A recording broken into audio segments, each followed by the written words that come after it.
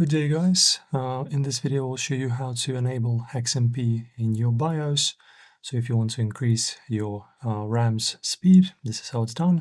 So firstly guys, we need to restart our computer. Let me do that. Okay, it's restarting now and I will get into the BIOS. So to get into the BIOS you need to repeatedly press on delete, F2, and yeah, there are basically different keyboard shortcuts depending on what kind of motherboard you have. So in my case, I have a MSI motherboard, so for me it's delete. Alright, as you can see, I'm already in the BIOS. So let me actually pull my camera back a little bit so you can see more of the interface. As so. Alright guys, so what you need to do, let me just grab my mouse here. So what you need to do guys is you pretty much just navigate to the overclocking settings in here, right here. You'll have a little bit of a different interface because you will probably have a different motherboard, but if you have MSI, then you're lucky. You can just follow my steps. After that, this is pretty much the interface you're looking for. So in here, as you can see, we have a DRAM setting. So DRAM is actually our RAM. So this is our pretty much the RAM sticks that we haven't set into our motherboard.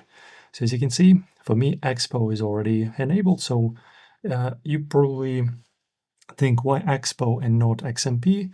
Well, because XMP is like a generalized pretty much setting for Intel systems and stuff like that, and Expo is precisely for the AM5 platform on AMD, so it's pretty much identical. So Expo equals XMP. So you guys go into the DRAM setting, and under Expo you just choose enabled. All right.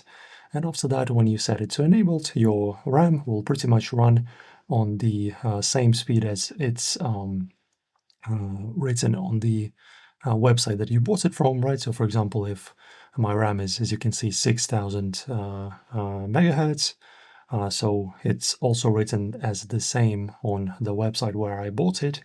But if you don't enable XMP or Expo in my case, your RAM will actually run at a slower speed, so I always recommend enabling it, of course. So pretty much go Expo and then choose enabled. And after that, what you need to do is you just either exit from this menu or you just press F10 like this. And as you can see, I have not made any changes, but in your case, it's going to say that you've changed your RAM speed. Then you press yes, everything gets saved, and now your RAM works at its full speed, guys. So that's pretty much how this is done, pretty simple. Enjoy. If this helped you out, like and subscribe, and I'll see you in the next one.